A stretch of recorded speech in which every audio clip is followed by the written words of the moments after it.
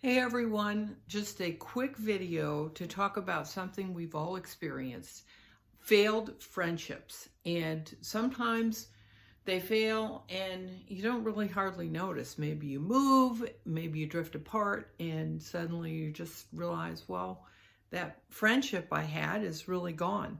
And then other times it's a catastrophe and you're hurt, the other people are hurt, and the friendship has failed. So why do friendships fail?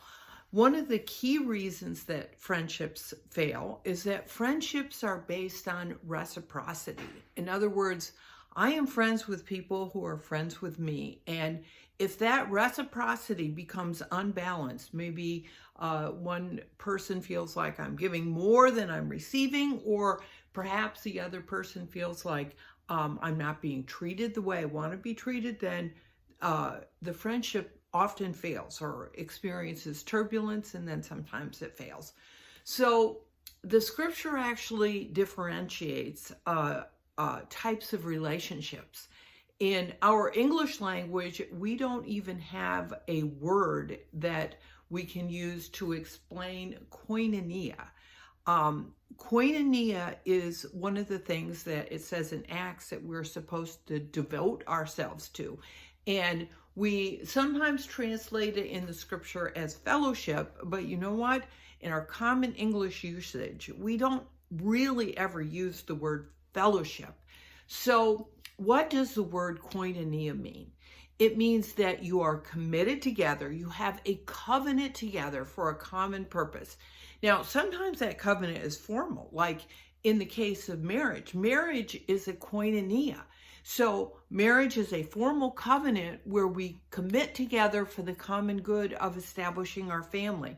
And anybody, of course, that has been married and have children, you know that soon your commitment to each other is bigger than each other. It's a commitment to your family.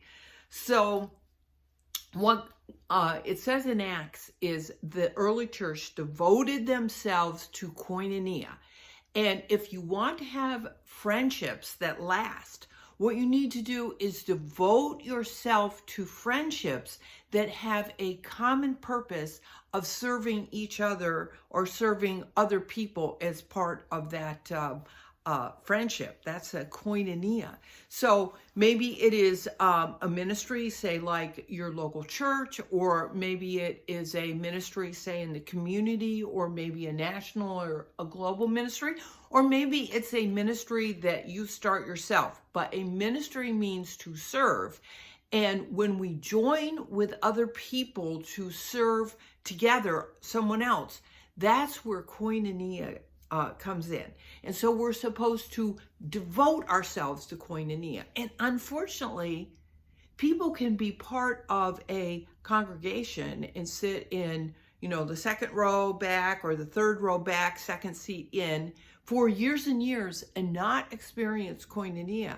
And often that comes because they don't really have a commitment with the other people to serve together someone else. So make sure, if you want relationships that last, you look and find koinonia.